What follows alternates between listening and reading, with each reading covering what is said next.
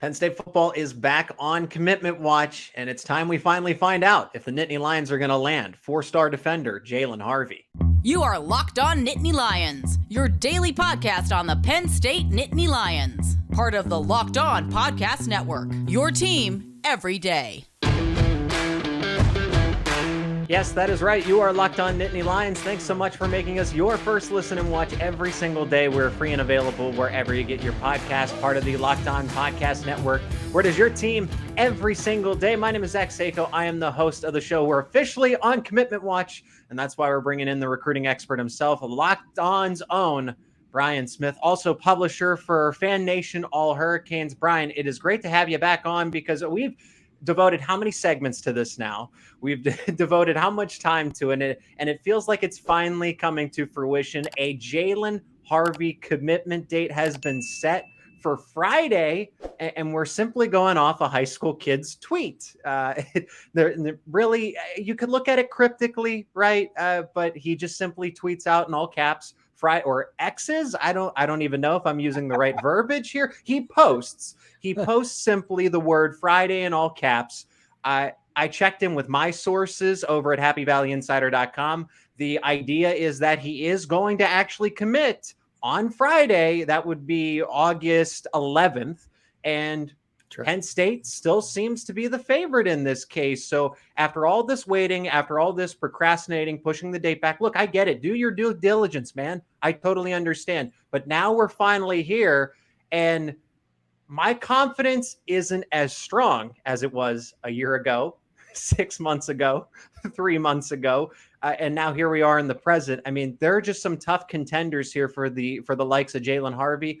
I still like Penn State because people who follow Penn State with me like Penn State to land Jalen Harvey, but it's going to get interesting in the last minute here. If he doesn't pick Penn State, I mean, I don't know what we'll say because everybody's kind of thought that would be the ending spot. Yeah. But just a news flash for people out there. There have been kids all across the country this year pull some surprises, and it's still 17-year-olds. Keep that in mind before you hit send, regardless of what he does. Yeah, it's a very, very important point. And if it was Penn State all along, I mean, that's good, right? Kudos to Penn State. And this is something the everydayers know this. And I want people to let us know in the comments what you think of this class and how much better it can be with Jalen Harvey in it. But for Jalen Harvey to commit to Penn State, I mean, Penn State really worked its tail off to land this commitment because it seemed like that was the destination for the longest time. And then USC, Florida, Maryland really makes its recruiting pitch. Tennessee, like these aren't just some afterthoughts of schools. This is SEC competition. This is now the newly added Big Ten school all the way in California. And we know the NIL that these programs, they sport, right? This is the best of the best when it comes to this group. And so I'm glad that Penn State was able to go to toe-to-toe, and especially if they win, that's all the more power to Franklin, the coaches, and the recruiting staff on winning this one. Yeah, you sometimes just have to win slugfests. And this has been a long, drawn-out 15-round boxing match. I think that's one way to look at it. I loved boxing when I was a kid. But it's interesting because he could have picked Penn State earlier. He could have picked USC earlier. He's kind of waited for whatever reason. I'm hoping that he gives some commentary after the decision. Right. Regardless, this is why. So we don't have to speculate about this anymore. What took so long? Was it a coaching situation? Was it thinking about going from home? Whatever it is, I would just like to know too, because it seems like he was going to commit to Penn State a long time ago. And Brian, from what you know, and all the commitments and the coaches and just the recruiting staff members that you have talked to, remind us there isn't really any indication out there other than the fact that Penn State just has a really good relationship with Harvey, and they always had all along. I mean, for what it's worth, Jalen Harvey's been very quiet about this whole recruiting process. That's the case, right? Yeah, that's not a kid that you hear a lot about, and it's a kid that's ranked highly and has a gazillion offers. And he's a position that's very important. He's an edge guy. Yeah. All of those things scream interviews, but he just, he doesn't do a ton of them, and he's not a guy that gives a lot of information out. So when, again, to your point, he puts out a one-word tweet. I mean, that's not exactly the most informative way of announcing something, but it is what it is. So I hope, again, that he explains himself as to who, what, when, where, and why. If he does that, we're good. But I'm very curious. And no time frame attached with that too. Just Friday, August. You just have to assume. You just have to assume it's August 11th, right? Was he talking about the following Friday?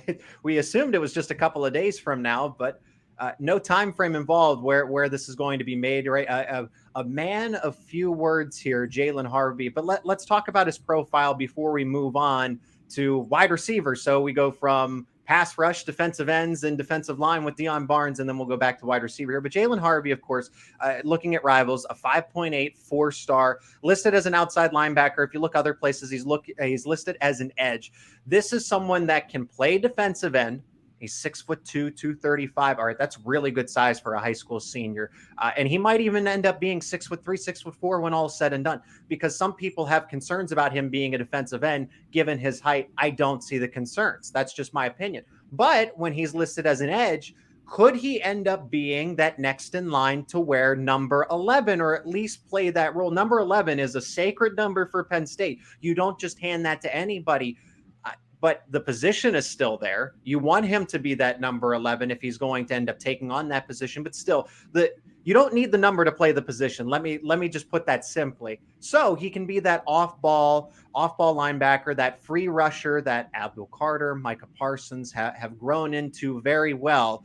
And so Jalen Harvey has options when it comes to Penn State, either being someone off the edge, hand in the dirt, rushing the quarterback straight upfield, or being that strategic freelance defender who rushes, drops back into coverage, and just lays the boom on every single play. So I like Jalen Harvey purely as a prospect. Brian, what else can we add about him? Basically, he's a kid that can do the things you mentioned, and I also think he can play early. Okay. In today's world, I mean, I hate saying it like this, but a lot of coaches recruit based off a word that's become in vogue with recruiting, and that's polish. I'm not saying he has all the pass rush moves down. I'm not. Mm-hmm. But he's a little more advanced than some kids. And with his natural twitchiness and ability to hit with power, as you mentioned a moment ago, he's going to play pretty early wherever he goes. So there's a reason that Penn State has been patient with him. There's a reason that Florida offered him and Southern Cal, et cetera. Yeah. His upside is not only long-term, it's short-term too. He can be a really good player pretty quick. And this is obviously not groundbreaking news, but Penn State will benefit from this. Currently, they're ranked 10th in the Rivals rankings as a team. That would be the 25th commit, and fully expect him to be someone that's going to be a Nittany line in the class of 2024. So finishing up the summer right, this is really the last commitment watch for Penn State going into the fall, and that's what we're going to finish up in the final segment. Now, the next segment, Rico Scott, someone the everydayers will remember. Brian, we discussed it quite a bit, especially just the rumors that Alabama might not be willing to push for him if push comes to shove. There's an update to that. We're going to talk about that in just a sec, but I want to thank today's sponsor of the show, and that is LinkedIn Jobs. These days, every new potential hire can feel like a high-stakes wager for your small business. LinkedIn Jobs gets that. You want to be 100% certain you have the access to the best qualified candidates available. That's why you got to check out LinkedIn Jobs. LinkedIn Jobs helps you find the right people for your team faster and for free. It's easy to create a free job post on LinkedIn Jobs. All you got to do is add your job, then the purple hiring frame to your LinkedIn profile to spread the word that you are hiring. Simple tools like screening questions make it easy to focus on candidates with just the right skills and experience, so you can quickly prioritize who you would like to interview and then ultimately hire. It's why small businesses rate LinkedIn Jobs #1 in delivering quality hires versus the leading competitors. LinkedIn Jobs helps you find the most qualified candidates you want to talk to faster. Post your job for free at linkedin.com/lockedoncollege. That is linkedin.com/lockedoncollege to post your job for free. Terms and conditions apply. And Locked On Nittany Lions is your go-to podcast for Happy Valley Insider. Check them out, happyvalleyinsider.com. Penn State Rivals, all the latest with Penn State football recruiting still going on. It is never going away, even though fall camp is officially underway, media day in the books for Penn State, and West Virginia, oh so close. Penn State I think we'll have a lot of fun in that season opener. And Brian, you got some exciting stuff going on as well. Where can people keep up with what you do individually? Sure. I'm the publisher at All Hurricanes, and you can find me on Twitter. You can find me on YouTube and Instagram at FBScout_Florida. Obviously, the conference realignment talk has been my focus. ACC, Big 12, everybody's impacted. Yep. So it's pretty wild times right now. And Florida State and Clemson are the next rumored pair to join the Big Ten potentially, or the ACC and the Big 12 merging, the remainder of the Pac-12, the Pac-4. It all gets very interesting, and I'm sure we're going to discuss it at a future time. Brian, Rico Scott, who is verbally committed to Alabama, someone we brought up quite a bit, and his recruitment at least gets an interesting part of the storyline here. So Stone Saunders, I've watched this kid play. I actually really like him a lot, but Penn State didn't seem to like him enough. In-state player, goes to Bishop McDevitt, just won a state title, absolutely annihilating Aliquippa, one of the best programs in history. Darrelle Revis attended that school and just got inducted to the Pro Football Hall of Fame. Besides the point, but Stone Saunders just committed to Kentucky. He's going to the SEC. He's a wildcat. Penn State doesn't get him, but they didn't offer him. Now, Stone Saunders is trying to do what other high school recruits do and recruit their teammates. So he said, hey, Rico, you know what to do. Come be a Kentucky Wildcat. And Rico Scott simply responded back with a picture of him and Nick Saban. Well, what do you say to that, man? That's pretty definitive. It's an interesting way to respond. When Nick Saban puts his claws into somebody, he does a pretty good job of keeping them. Yeah. So it is what it is. I mean, I still wouldn't be surprised if he at least showed up in Happy Valley for a visit this fall or somewhere else. Yeah. Why not? I mean, why not? Whiteout game or whatever. Is Penn State going to give up on him? No. Is a program or two besides Penn State going to give up? Absolutely not. So this is a starting point, not an ending point for Rico Scott's recruitment. Yeah, and it will really, I hope it gets a little more interesting, but that's pretty, like I said, definitive. The word's definitive because Stone Saunders is your quarterback. You guys are graduating together. You've been brought up together through the same high school. You've been to multiple state championships. You just recently won one with your eyes on another in your senior year. And you don't even entertain that thought. Like, that's your brother, that's your boy. And you say, nope, I'm sticking simple word. Picture's worth 1,000 words here, Brian. And I think it speaks volumes. Again, the rumor that came out that said, okay, if Alabama is going to experience some resistance, some turbulence with Rico Scott, then they're going to not necessarily back off, but they're not going to push as hard. I thought that was interesting, but again, that's all speculation. It's not like Rico or Alabama said that outright. It's just it's the speculation that could happen if a state school like Penn State, in-state kid, they need wide receivers a lot. And you brought this up the last time we spoke too, is that Alabama they have the top 2 wide receivers in the class of 2025 committed a whole year out, and they have the next best guys. And those are guys that could play right away as freshmen. Yeah, I know both of them well, Ryan Williams and Jamie French. Those are NFL players. So they're rolling along. But you know what? If Rico Scott thinks he's that good, then he shouldn't care. And plus, he's a year ahead. But at the same time, the room's going to get pretty crowded pretty quick. So Ryan Williams was Alabama State Player of the Year as a sophomore. Yeah, wrap your head around that. He's pretty special. Yeah. And we'll still put it into perspective for Penn State. There are open spots, okay? And then there was the rumor that Penn State was going to ultimately flip Jalen Hornsby from Texas A&M. He had the visit scheduled. We knew that. We didn't know if he was going to ultimately flip after the visit, but the visit was there. It was a little behind the scenes for the Lash Bash barbecue, and he opted not to go. So there are spots for Penn State to take another wide receiver. They're going to push for Rico Scott. They're going to continue to push for Jalen Hornsby. And that's where our next segment about the fall goals that Penn State's going to have to set up if we're in season recruiting is very important. But I'm not as bullish as I was on Rico Scott. Just he said it first. I don't have to believe any rumors at this point and fan any flames.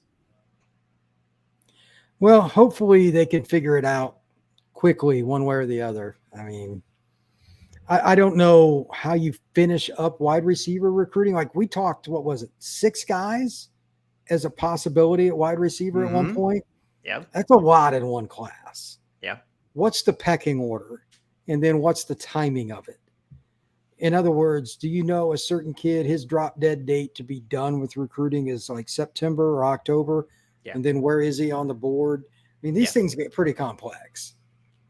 So I don't know how long Penn State goes after Rico, if they're going to, how much, I would assume, because he's really good. If you haven't watched Rico's film, go watch it. The same thing with some of these other kids they're recruiting. They're doing what they have to improve the room. But I mean, I need to see something that solidifies this. Why this kid over this kid, or something like early this season. And maybe one of them will have a great start to the fall, and that'll be a kid that Penn State focuses on. I still think 6 is too many, because I mean, I just think that leads to transfers. It will. It will. And it's just, that's hard for me to accept. So I hope they can finalize on 1 or 2 more and be done. Yeah. But we'll see. I hope they can get Jalen Hornsby and Rico Scott. I would lean, if they're going to flip anybody, I would lean Hornsby, as a matter of fact, because he's always someone that's had Penn State high up on his board. For Rico Scott, it felt like Penn State was on the outside looking in this case. So now if they were to land Rico Scott, I think he would be the best wide receiver in this group. That's no disrespect to Peter Gonzalez, Josiah Brown, and Tyzer Denmark, but just from, again, it might be a little biased. I was at that state championship game. I've watched Bishop McDevitt football now, just being around the central Pennsylvania area for the past few years. And he's been playing for a long time in his 4 years, going into his 4th year now, Bishop McDevitt. He is good. He is really good. So I've had enough time to watch him play at the high school level. All of those guys are really good. Marcus Haggins, wide receiver coach for Penn State, has done an incredible job. Now, Rico Scott, along with Jalen Hornsby, are going to be part of the goals that Penn State has set up. Brian, in this final segment, let's discuss just that. In season now, fall camp has begun. That's fine, but strictly with recruiting here, Penn State can use the whiteout, the stripe out, the West Virginia season opener to really make an impact when the weather's nice and get a bunch of recruits on campus, under the lights for the first game of the season. Iowa game, which is a very winnable game. The Penn State-Ohio State game, you're going to have to win some of those. So the obvious ones come to mind. Bring the recruits on for the big profile games, the whiteout, the stripe out, when the weather's nice. Beat Ohio State. Beat Michigan. You have to beat at least one of them, because that's who you're going up against. It is 1, 2, 3, back to back to back. Michigan, Ohio State, Penn State, in whatever order. Penn State clearly the third, but Ohio State and Michigan are cycling back and forth in these recruiting rankings for just the Big Ten by itself. So in order to gain some ground, you are now going to have to change the dynamic of the Big Ten East. And I'm not here to talk conference realignment. When you're talking about Michigan, Ohio State, Penn State head-to-head, you are going to have to win one of those games. I think they can beat Ohio State. Michigan, I know it's at home, but Michigan's really good. I'd honestly give my chances against the Buckeyes better than the Wolverines. I'll say that. I'll go on record and say that right now. I don't care what the Vegas spread says. But that's how you do it. Those are your tangible goals in order to win recruiting battles in the fall. Win games and win them under the lights. If you can have a game where you win against a top 5 team, it's going to help you immediately. And those are also recruiting rivals, not just Big Ten rivals. But before you were born, when I first started watching recruiting, like Ohio State and Michigan tried to raid the state of Pennsylvania then too. This is not a news flash. Yeah. And Penn State would go, like Kajana Carter is from Columbus. Yeah. You know what I mean? Like these schools all have their reasons for who they recruit, etc. You know, there's a few other schools that do well in PA too, but I mean, it's those are 3 of the top 5 anyway. Pittsburgh and Notre Dame would probably be the other ones. And they all beat up on each other. The ones that do best in recruiting usually do the best on the field. So they got to find a way. Maybe Drew Auer has his coming out moment against Michigan. I have no idea. Yeah. I saw him at Elite 11 a few years ago, and I knew he was going to be a special player. Just didn't know when. But They got to have one of those to get kids that are the elite players. Those kids want a reason to believe that they're going to a program that is headed to the playoffs consistently, period. This is the time to do it for Penn State. Now, Penn State still has some, let's assume they get Jalen Harvey here. The goals are to add at least one more wide receiver. And I know that Hornsby and Scott are going to be primary targets, but we don't know how the high school season's going to unfold. James Franklin's going to fly that little helicopter, land on the football field the day of the game, and watch some players. So think about the seniors that are still making a name for themselves that might be borderline 3 stars that are really under-recruited, particularly in the state of Pennsylvania, because then James doesn't have to fly the helicopter pretty far to go watch some kids. But if a senior finally really establishes himself, you can do all the work you want to do at the summer camps. That's nice. That helps Penn State build its profile for you and other schools as well when it comes to recruiting. But Brian, you need to be able to do it in football games. I don't care if you catch a couple passes in practice. Can you do it in a game when someone is trying to outwork you, beat you on that play? And if there's a senior in the state of Pennsylvania, a name that we aren't exactly familiar with, that is a little off the radar right now, I could see not necessarily Rico, Scott and Jalen Hornsby, but someone who just has a breakout year had a good junior year, but really expanded upon that their senior season. Penn State's able to get that commitment in November, December for a wide receiver. Is there anything else, like as far as positional players or how many recruits they might need, that you really think they can do to solidify this class? Because right now Rivals has them as 10th here in early August. And there was some skepticism on this podcast if they were going to fall out of the top 10. And right now they're in the bubble. They're on the bubble right now. And if things don't break their way, so what do they need to stick in the top 10? Impact players. Yeah. It's forest for the trees here. It is winning big time in your face battles down the stretch, because there's only a few kids left they would take. Mm-hmm. So, if a kid breaks out this fall in Pennsylvania or Maryland or New Jersey or something, okay.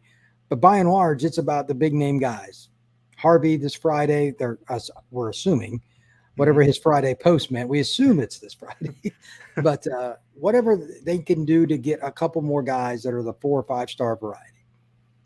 Don't waste scholarships. Do not hand out project scholarships. Save it for next year. Use it for the portal, a little of both, whatever it may be. Big time commits down the final stretch, and that's it. Well, when you say that, the first players that come to mind, Brian Robinson, defensive end, Nigel Smith, defensive end, impact players that, the way you phrased it, that aren't project players, that aren't going to take, you have to wait till year 3 for them to really contribute serious snaps. Guys who can come right in, like a Denine and a Sutton, a Nicholas Singleton, a Drew Aller, be early enrollee freshmen, and then you're thinking they can either play right away as true freshmen or be that next guy in line as a sophomore, second-year player. Yeah, it's okay to get developmental players too. Don't get me wrong. Mm-hmm. But Penn State's on the cusp of being a team that can play in the playoffs. Maybe this year's the year they get over the hump. And if you're on that level, you need to recruit on that level to continue it long term. I think Penn State, like this year conservatively, if they don't win at least 9 games in the regular season, it'd be a pretty big disappointment, and probably 10.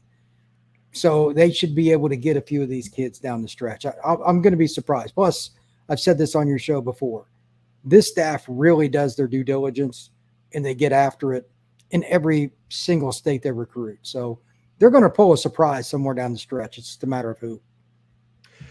Any names that you think Penn State just should at least push for the most? The guys that we've already named, or maybe there's someone that Penn State fans should be made aware of?